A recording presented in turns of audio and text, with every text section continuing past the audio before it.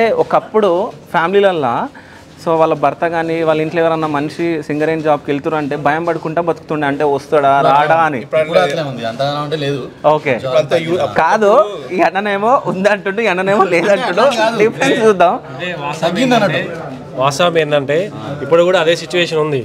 కాకపోతే ఏంటంటే ఇప్పుడు షిఫ్ట్ వైజ్గా ఉంటుంది. కొన్ని షిఫ్ట్లలో చేసే వరకు కొంతమంది తెలియకపోవచ్చు.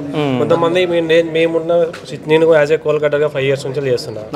నేను వెళ్ళే ప్లేస్లు కొంచెం డేంజర్గా ఉంటాయి. ఎందుకంటే ఇప్పుడు అన్న చెప్పినట్టు దిమ్మలు అవన్నీ ఇన్స్ట్రుమెంట్స్ ఉంటాయి.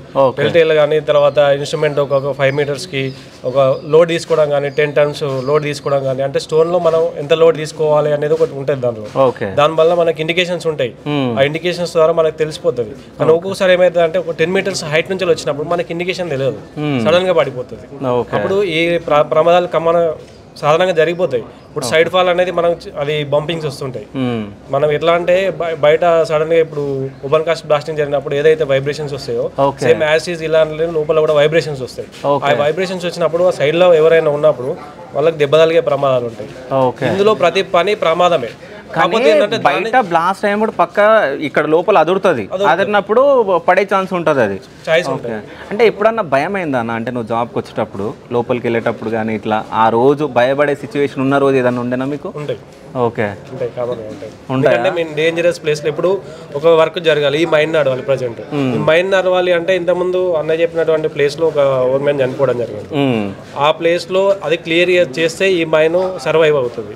ఎందుకంటే వెంటిలేషన్ కానీ గాలి కానీ ఆ ప్లేస్ నుంచి పోవాలి, ఇన్స్ట్రుమెంట్స్ కానీ అక్కడ ఉన్నటువంటి ఇవన్నీ అక్కడికి వెళ్ళిపోవాలంటే ఆ ప్లేస్ ని క్లియర్ చేసుకోవాలంటే ఆల్రెడీ 10 meters ఫాల్ అయింది. 10 meters అంటే ఇప్పుడు ఒక థర్డ్ సెట్ హైట్ ఉంటుంది.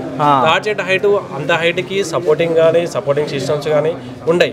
దాని ప్లేస్ లోకి వెళ్ళి వర్క్ చేయాల్సి ఉంటుంది. అది డేంజరస్ ప్లేస్. అందరికీ అందులోకి పర్మిషన్ ఉండదు. వేస్ట్ ఏంటంటే మనం వెళ్ళి అక్కడ ఉన్న వర్క్ కంప్లీట్ చేసుకొని రావాలి. అది క్లియరెన్స్ వస్తే మనం మైండ్ నడుస్తుంది. అలాంటి సిచ్యువేషన్స్ ఉంటాయి. అలాంటి సిచ్యువేషన్స్ ఉన్నప్పుడు మనకు కామన్ గా ఉంటది ఫ్యామిలీ ఎట్లా అది ఎన్ని ఇయర్స్ నుంచి చేస్తారు? నేను 5 years నుంచి. అంటే మీ జాబా లేకుంటే మన ఫ్యామిలీ తరాల నుంచి వచ్చిందా? ఫ్యామిలీ తరాల. ఓకే మామయ్యది మీకు వచ్చింది. అంటే సింగరేణి జాబ్ రావాలని చెప్పేసి నేను ఉండేనా మీకు లేకుంటే ఎట్లా? యాక్చువల్లీ మా ఫాదర్ ఇంతకుముందు ప్రీవియస్ మా రిలేటివ్స్ ఉన్నారు.